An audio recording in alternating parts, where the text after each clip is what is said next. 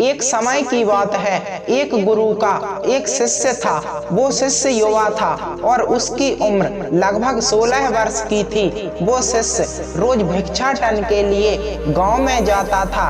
एक दिन जब वह भिक्षाटन के लिए जा रहा था तो उसने देखा एक लड़का जो उसकी ही हम उम्र का है, एक पेड़ के पीछे छिपकर किसी को देख रहा है। वो शिष्य उस लड़के के पास गया और कहा, मित्र क्या देख रहे हो? उस लड़के ने कहा, आओ तुम भी देखो, देखो परियां कैसे नदी किनारे खेल रही हैं। शिष्य ने नदी की ओर देखा, वहां कुछ युवा लड़कियां नदी किनारे कपड़े धो रही थीं। शिष्य ने कहा, मित्र यहाँ तो सिर्फ लड़कियां कपड़े धो रही हैं, तो इसमें छुपकर देखने जैसा क्या है? उस लड़के ने कहा, अरे तुम अंधे हो गए हो क्या? दिख नहीं रहा? जरा उनके सौंदर्य को तो देखो, उनकी अदाओं को तो देखो, सुंदरता कैसे बिखरी पड़ी है। शिष्य ने फिर से नदी की ओर देखा और अब वो देखता ही चला गया। अभी तक वह बिल्कुल निर्भय था, उसके मन में कोई डर नहीं था, लेकिन अब वो भी छिपने लगा जैसे कोई अपराधी छिपता है। फिर अचानक वो अंदर तक कांप गया और उसने अपने आप से सवाल किया कि मैं ये क्या कर रहा हूँ? ये सही नहीं है, मुझे यहाँ से चले जाना चाहिए। और वो तुरंत ही वहाँ से चला गया। वह आश्रम पहुँचा और अपने कार्यों में लग गया, लेकिन नदी किनारे जो दृश्य उसने देखा था वो उसकी आंखों के सामने बार बार आ रहा था। मन में वही चल रहा था। उसका मन दोबारा से वही जाने के लिए लालायत हो रहा था। अब वो रोज जल्दी भिक्षा के लिए निकल जाता और वही उस लड़के के साथ छिपकर उन लड़कियों को देखता। अब यह उसका रोज का काम हो गया था। उस शिष्य का मन आश्रम के कामों में नहीं लग रहा था। वो हर काम को आधा अधूरा ही कर रहा था। वो अलग ही दुनिया में खोया रहता था। जब गुरु उसे शिक्षा दे रहे होते तब भी उसका मन वहां नहीं होता। गुरु ने अपने शिष्य की इन हरकतों को भांप लिया। इसलिए एक दिन गुरु ने शिष्य से कहा कि अब हम दोनों रोज साथ में भिक्षा मांगने जाएंगे। शिष्य ने थोड़ा डरते हुए कहा, नहीं गुरुदेव, आप परेशान क्यों होते हैं? मैं अकेला ही भिक्षा ठीक से मांग सकता हूँ। गुरु ने कहा, ठीक है, तो फिर तुम अकेले ही चले जाना। शिष्य आश्रम से भिक्षा मांगने के लिए चला गया। गुरु भी शिष्य को देखने के लिए कि वो कहाँ जाता है, किससे मिलता है, उसके पीछे चल दिए। कुछ दूर जाने के बाद एक रास्ते पर गुरु ने देखा कि उसका शिष्य एक लड़के के साथ एक पेड़ के पीछे अपराधी की तरह छिप रहा है और कुछ देख रहा है। गुरु अपने शिष्य के पीछे आकर खड़े हो गए और उन्होंने देखा उनका शिष्य छिपकर लड़कियों को देख रहा है जो अपने कपड़े धो रही थी। गुरु ने कहा, क्या इन लड़कियों से भी भिक्षा लेनी है तुम्हें? अपने गुरु की आवाज सुनते ही वो शिष्य घबरा गया, जैसे किसी चोर को किसी ने रंगे हाथों पकड़ लिया हो। उसकी हालत खराब हो गई।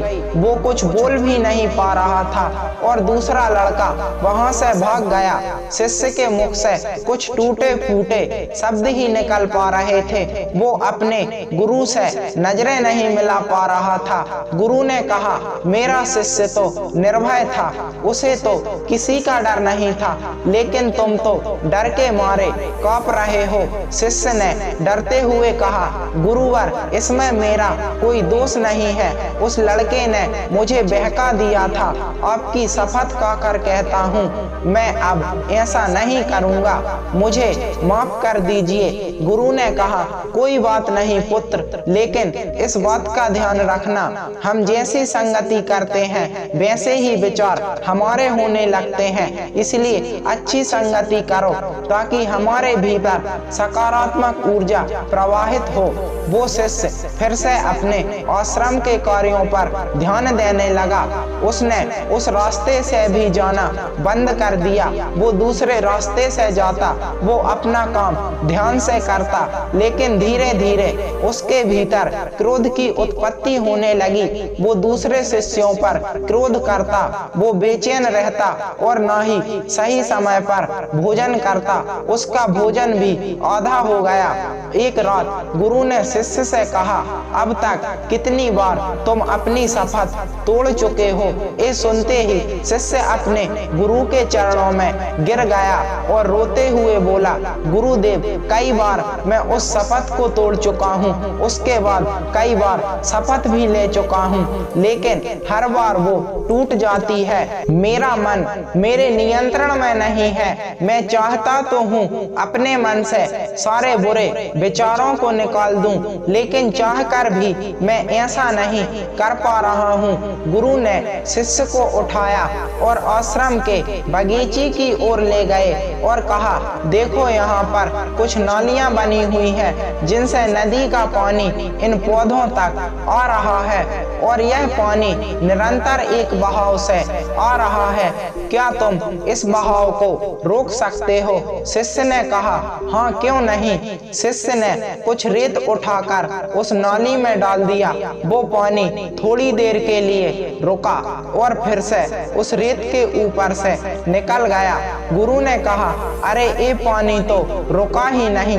इसके बाद शिष्य ने कुछ कंकड़ पत्थर उठाकर इकट्ठे किए और उस नाली में डाल दिए और पानी थोड़ी और देर के लिए रुक गया, लेकिन फिर से उन कंकड़ पत्थरों के ऊपर से निकल गया। गुरु ने कहा, शिष्य, ये क्या? अगर मैं शपथ लूं कि पानी रोक दूंगा, तो क्या मैं इस पानी को रोक नहीं सकता? शिष्य ने कहा, क्यों नहीं गुरुदेव, मैं अभी आपकी शपथ पूरी कर देता हूँ। इस पानी को तो मैं रोक ही सकता हूँ। कुछ देर बाद वो शिष्य बड़ा सा पत्थर लेकर आया और उस नाली पर डाल दिया और पानी रुक गया। शिष्य ने कहा, देखा गुरुदेव, पानी रुक गया, आपकी शपथ पूरी हो गई। गुरु थोड़ा सा मुस्कुराए और कहा, ध्यान से देखो, पानी रुका नहीं है। वो पानी पीछे की नाली तोड़कर बाहर आ गया है और अगल बगल से बह रहा है और इस पत्थर के आगे भी आ गया है और अपना रास्ता बदलकर फिर से आगे की ओर बह जाएगा। और थोड़ी देर में ऐसा ही हुआ। गुरु ने कहा कि तुम्हारे साथ भी ऐसा ही हो रहा है। तुम बार बार शपथ ले रहे हो और हर बार तुम्हारी शपथ पानी को रोकने वाले पत्थर की भांति बड़ी होती जा रही है और हर बार तुम्हारी शपथ टूट जाती है और ये हमेशा ही टूटती रहेगी। कितना भी बड़ा पत्थर रख लो, पानी तो अपना रास्ता बना ही लेगा। ये देखकर शिष्य निराश हो गया और कहा, हे गुरुदेव, क्या कोई रास्ता नहीं है कि मैं अपनी शपथ पूरी कर सकूं और मैं सही रास्ते पर चल सकूं, बुरे विचार मेरे मन में न आए। फिर गुरु शिष्य को उस नदी के पास ले गए जहां से पानी आ रहा था। गुरु ने कहा, ये पानी इस नदी से आ रहा है और अगर हम यही उस रास्ते को बंद कर दें जिससे ये पानी बगीचे में जा रहा है, तब हमारी शपथ पूरी हो सकती है। शिष्य ने कहा, अवश्य, मैं इस पानी को यहीं से बंद कर देता हूँ, तब पानी आगे जाएगा नहीं और आपकी शपथ भी पूरी हो जाएगी।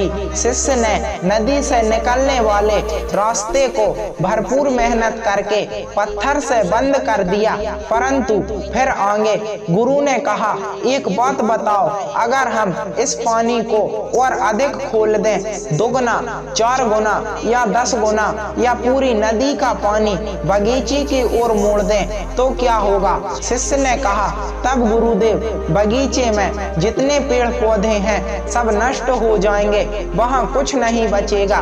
गुरु ने कहा, तो समझो इस बात को, हमें किसी चीज को रोकना नहीं है, हमें शपथ नहीं लेनी है, हमें सिर्फ संतुलन कायम करना है।